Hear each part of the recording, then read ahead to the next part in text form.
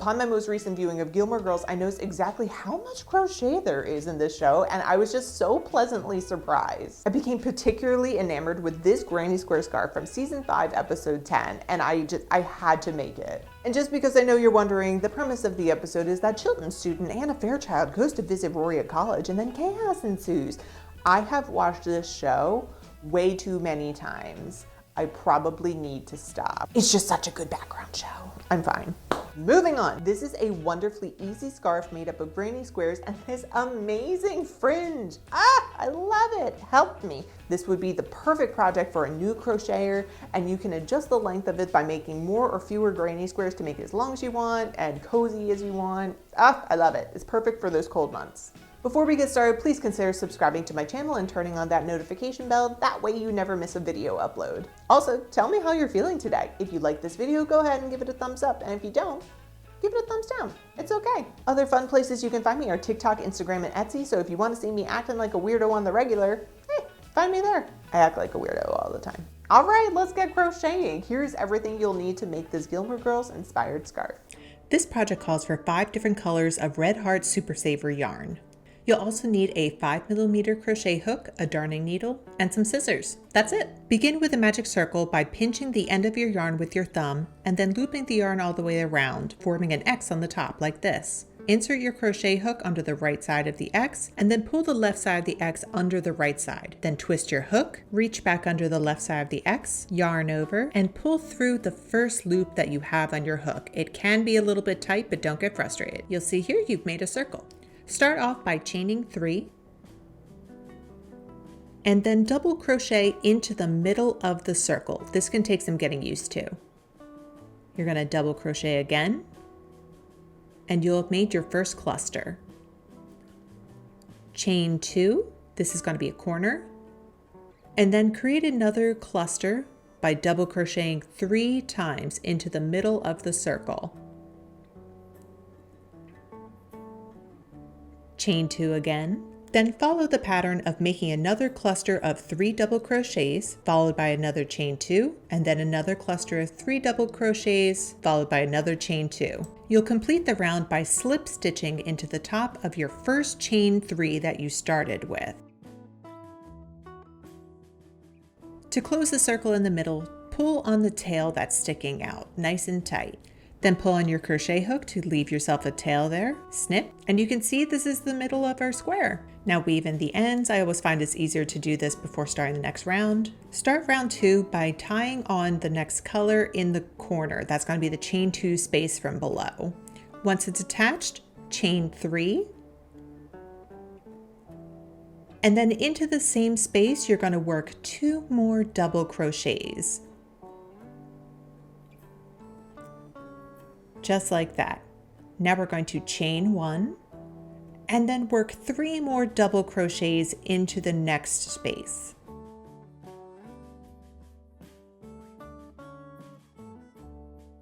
Then we're going to chain 2 and then into the same space we're going to work 3 more double crochets. Follow that pattern around. Chain 1, 3 double crochets into the next corner stitch, chain 2, 3 double crochets into the same corner space, then chain 1 again, 3 double crochets into the next corner stitch, chain 2, 3 double crochets into the same stitch.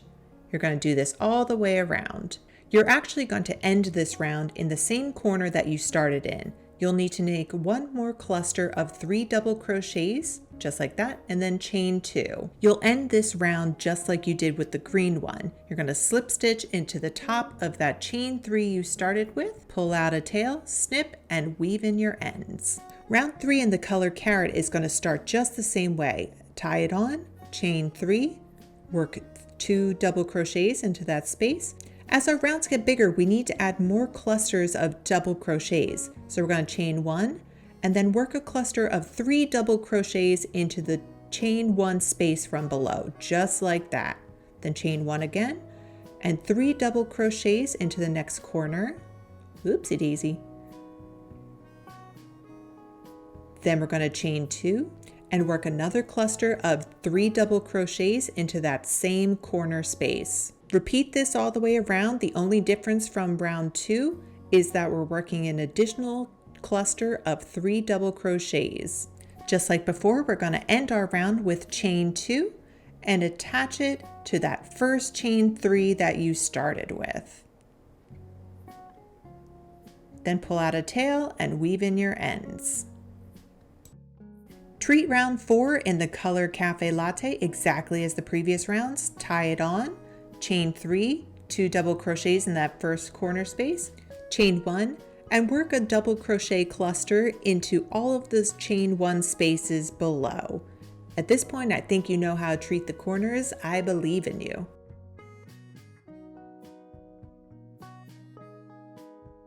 Complete the round with a slip stitch just like we've done before. Pull out a tail, snip, and weave in your ends. Only one more round. This is in the color Buff. We're going to tie it on, chain 3, 2 double crochets in that first corner space, and then we're going to chain 1 and double crochet cluster into all of the chain 1 spaces from below. I made a total of 11 squares, which gave me a scarf of about 7 feet 4 inches. To join your squares, you're going to need your hook and the color Buff. Start with 2 squares and put them together like you're making a sandwich. Insert your hook through a corner space going through both squares and pull through your joining color. Tie it into a nice tight knot. Insert your hook back through and pull your yarn through, chain 1, and work a single crochet into that same space. Now we're going to be working in between the double crochets. Insert your hook in between the double crochets and go all the way through. Pull through and work a single crochet. Now we're going to do that again. Insert the hook all the way through, just like that. You can see it's cleanly in between the double crochets. Pull through and finish with a single crochet. Now we're going to work a single crochet in that chain space, just like that, and complete all the way across, just working single crochets. It'll look something like that, nice and neat, and it's actually a strong join. Pull out a tail and weave in your ends. Like I said, 11 squares gave me a scarf of over 7 feet inches in length, but it got even longer once I added the tassels, so you may want to go with a bit of a shorter scarf. Each tassel is made up of 2 pieces of all 5 colors that you used in each granny square. Each piece is going to be 20 inches in length. Once you have all of your pieces cut, mix them up so it has a varied kind of look. I recommend using a 15mm to 18mm crochet hook to attach the tassel. Insert the crochet hook through the corner space of the granny square, center your yarn over the crochet hook, and pull the crochet hook through. I prefer removing the crochet hook and using my fingers to pull the ends of the tassel through the loop and tightening. Place tassels between each of the double crochet clusters on either end of the scarf. You'll have a total of 6 tassels on each end. Thank you so much for joining me today. I hope that you enjoyed this Gilmore Girls inspired scarf as much as I do. Until we meet again, please stay safe, wash your hands, and happy crocheting.